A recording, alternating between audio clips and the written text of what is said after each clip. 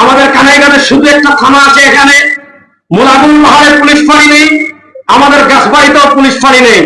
এখন দেখা যাচ্ছে পাহাড়ে একটা খুন হয়েছে, এখান থেকে পুলিশ যেতে যেতে জানাজা শেষ হয়, দাফন শেষ। আমার বাড়ি তালবাড়ি পূর্ব রাজাগঞ্জে, ওখানে খুন হয়েছে, বোরাহাটির রাস্তা দিয়ে যেতে যেতে যেতে যেতে গাছপাড়ি যাওয়ার আগে পুলিশের কোমর ব্যথা হয়ে যায়, তাদের আবার নাপা ট্যাবলেট খাওয়া লাগে। এই অবস্থায় জন্য আমরা চাই আমাদের কানাইঘাট থানার দুই পাশে দুইটা পুলিশ ফাঁড়ি হোক।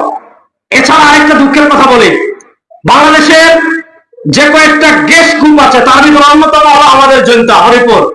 এখান থেকে গ্যাস উঠে সারা বাংলাদেশ গ্যাস যায়, কিন্তু যেই জায়গা থেকে গ্যাস উঠে ওই জায়গায় গ্যাস নেই, আমাদের ঘরে ঘরে গ্যাস নেই। সুতরাং আমাদের খনিজ সম্পদ আমাদের জমিন থেকে উত্তোলন করবেন, আমাদের জমিন আগে গ্যাস দিতে হবে, তারপর বাংলাদেশের অন্য জায়গায় নেবেন। একটা কথা বলে আমি শেষ করছি।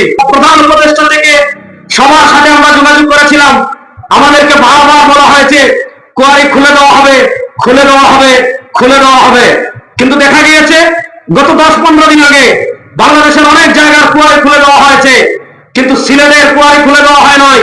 তার কারণ একটা, সিলেটের কুয়ারির সাথে ভারতের সীমানার সম্পর্ক আছে, তারা আমাদের মানচিত্রের দুশ্মন।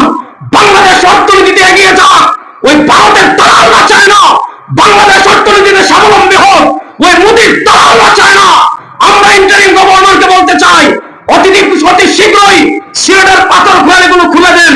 যদি খুলে না দেন, বাংলাদেশের বিভিন্ন জায়গায় মব হচ্ছে, মবিং করে হলেও সিলেটের পাথর খোয়ারি খুলে দেবো আমরা ইনশাআল্লাহ।